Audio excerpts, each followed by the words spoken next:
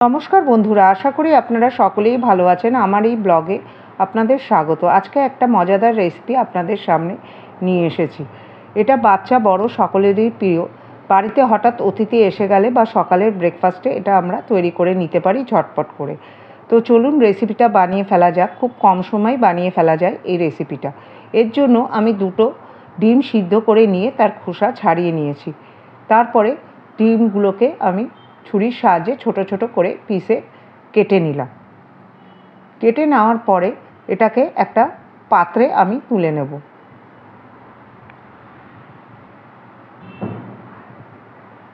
এবার পাত্রে তুলে নেওয়ার পরে তার মধ্যে দিয়ে দেব স্বাদ মতো লবণ, গোলমরিচের গুঁড়ো, চিলি ফ্লেক্স, দিয়ে দেব আদা রসুনের পেস্ট এবং কিছু কাঁচা লঙ্কা। বাচ্চারা যদি খায় তাহলে আপনারা এই কাঁচা লঙ্কা কুচোটা অ্যাভয়েড করতে পারেন। এবার তার মধ্যে দিয়ে দেবো আমি কিছুটা কর্নফ্লাওয়ার, একটা ডিম ভেঙে এর মধ্যে দিয়ে দেবো। তারপরে একটা চামচের সাহায্যে খুব ভালো করে নেড়েচেড়ে সবগুলো মিশিয়ে নেব।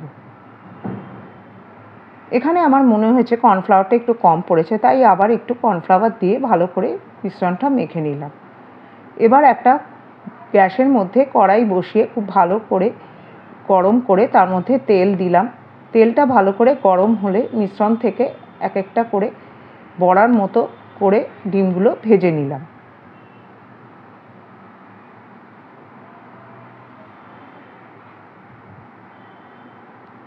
এই রেসিপিতে অল্প ডিমেই অনেকজনকে খাইয়ে দেওয়া যায়। বর্ষাকালে যখন বাইরে খুব বৃষ্টি হয়, সবজির আনা অসম্ভব হয়ে যায়, তখন এই রেসিপিটা আপনারা বাড়িতে বানিয়ে খেতে পারেন। দুটো ডিম দিয়ে বেশ অনেকজন খাওয়া হয়ে যেতে পারে। এইভাবে আমি আরও এক ব্যাচ বড়া ভেজে নিলাম। এবার ভেজে নেওয়ার পরে যেই তেলটুকু বেশি রয়েছে সেটা আমি তুলে নিলাম হাতার সাহায্যে।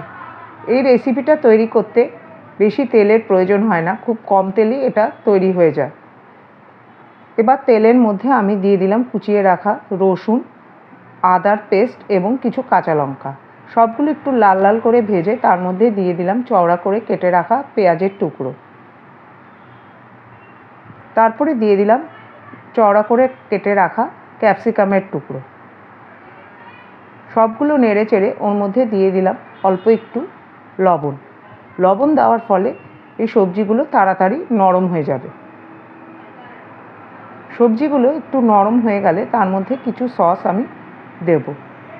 প্রথমেই দিয়ে দিলাম আমি কিছুটা সয়া সস, তারপরে দিলাম টমেটো সস, আর দিলাম লাস্টে গ্রিন চিলি সস।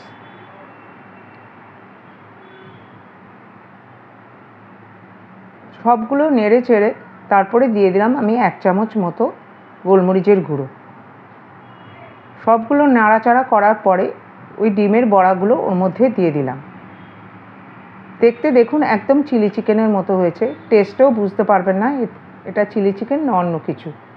এবার একটা বাটির মধ্যে আমি কিছুটা কর্নফ্লাওয়ার নিয়ে কিছুটা জলের সঙ্গে মিশিয়ে একটা স্লারি তৈরি করে নিলাম। তারপরে গ্যাসের আগুনটা কমিয়ে এর মধ্যে স্লারিটা দিয়ে দিলাম। কিছুক্ষণ নেড়ে চেড়ে গ্যাসটা বন্ধ করে দিলাম। বন্ধ করে দেওয়ার পরে আমি ছড়িয়ে দিলাম কিছুটা ধনেপাতার কুচি। যদি আপনাদের কাছে পেঁয়াজ পাতা থাকে তাহলে আপনারা পেঁয়াজ পাতার কুচিও দিতে পারেন। এবার এটা পরোটা, রুটি বা ফ্রাইড রাইসের সঙ্গে আপনারা সার্ভ করতে পারেন। খেতে অত্যন্ত সুস্বাদু, বাচ্চারা তো অত্যন্ত ভালো লাগবে এটা খেতে। রেসিপিটা যদি ভালো লাগে তাহলে চ্যানেলটা সাবস্ক্রাইব করতে ভুলবেন না, শেয়ার ও কমেন্ট লাইক করবেন।